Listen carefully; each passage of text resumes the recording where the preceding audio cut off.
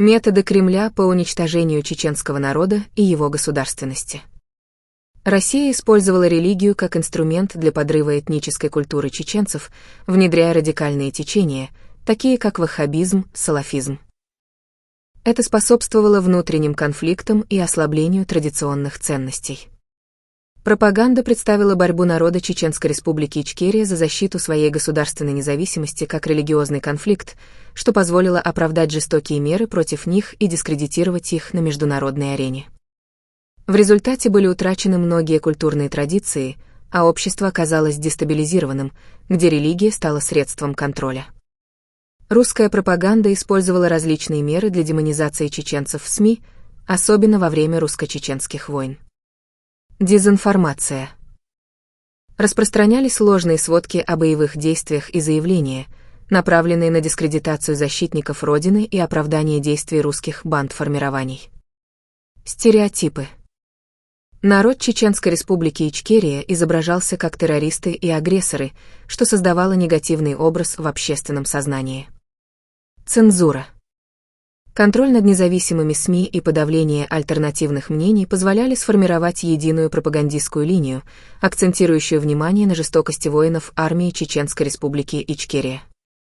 Эти меры способствовали углублению русско-чеченского конфликта и оправдали жестокие действия захватчиков против чеченского народа. Для контроля информации о Чеченской Республике Ичкерия Россия использовала ряд методов цензуры. Закрытие независимых СМИ. Власти закрывали или брали под контроль независимые издания, такие как НТВ и ТВ-6, чтобы подавить альтернативные мнения и критические материалы. Дезинформация. Распространялись ложные сводки о событиях в Чеченской Республике Ичкерия, направленные на дискредитацию народа республики и подчеркивание успехов русских коллаборантов. Самоцензура. Журналисты, опасаясь репрессий, избегали публикаций о Чеченской Республике Ичкерия, что создавало табу на критические материалы. Контроль доступа. Ограничение доступа иностранных журналистов к конфликтным зонам затрудняло получение достоверной информации. Эти меры способствовали формированию одностороннего и искаженного образа русско-чеченского конфликта в общественном сознании. Внедрение религиозных представителей в движении сопротивления Чеченской Республики Ичкерия было направлено на создание межрелигиозных конфликтов. Радикальные исламские лидеры, такие как шейх Али Фатхи аш-Шишани, играли ключевую роль в распространении ваххабизма в Чеченской Республике Ичкерия в 1990-х годах. Эти действия подрывали традиционный уклад чеченского народа, создавая образ чеченцев как радикальных террористов.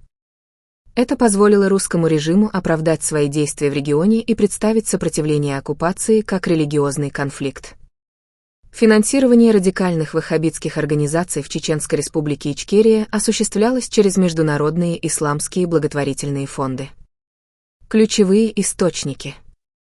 Фонд Аль-Харамейн подозревался в поддержке ваххабитов, предоставляя финансовую и материальную помощь. Всемирная ассоциация исламской молодежи обеспечивала финансирование радикальных группировок, включая логистическую поддержку. Саудовские благотворительные фонды строили мечети и медресе, способствуя распространению ваххабизма. Русские власти, предположительно, использовали ваххабизм как инструмент для дестабилизации ситуации в регионе, что оправдывало жесткие меры против народа Чеченской Республики Ичкерия и отвлекало внимание от собственных действий.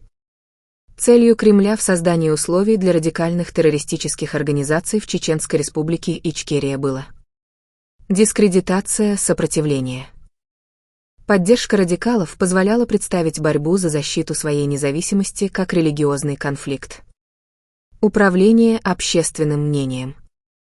Образ Чеченской Республики Ичкерия как центра терроризма отвлекал внимание от внутренних проблем России. Чеченизация конфликта. Вовлечение местных коллаборационистов и перебежчиков позволило Кремлю дистанцироваться от ответственности за нарушение прав человека. Эти стратегии усиливали численность радикальных группировок и дестабилизировали регион, оправдывая дальнейшие действия самих русских. На сегодняшний день в Чеченской республике Ичкерия и европейских странах наблюдается религиозное развитие, поддерживаемое теми, кто ранее способствовал радикализации. Эти персоны продолжают деятельность, прикрываясь сопротивлением русской оккупации, но на самом деле насаждают радикальные исламские догмы. Их действия направлены на создание межрелигиозных конфликтов, что позволяет русскому оккупационному режиму оправдывать репрессии. Некоторые внедренные представители продолжают деятельность в европейских странах, развивая радикальные идеи и создавая атмосферу поддержки исламского государства. Это угрожает стабильности региона и позволяет оправдать меры контроля со стороны Кремля. Русское террористическое образование активно участвовало в дискредитации властей Чеченской республики Ичкерия и ситуации в республике. Ослабление обстановки. Долгосрочные последствия войн оставили Чеченскую республику Ичкерия в состоянии экономического упадка и политической нестабильности.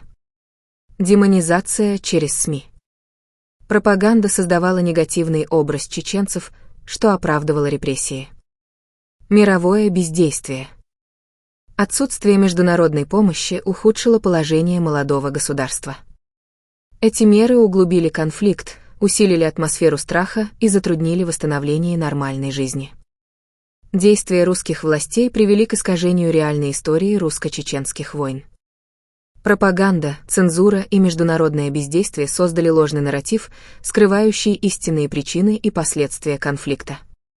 Внедрение радикальных группировок и систематическое подавление традиционной культуры дестабилизировали общество, что способствовало поглощению русскими чеченского государства и этнической идентичности чеченского народа.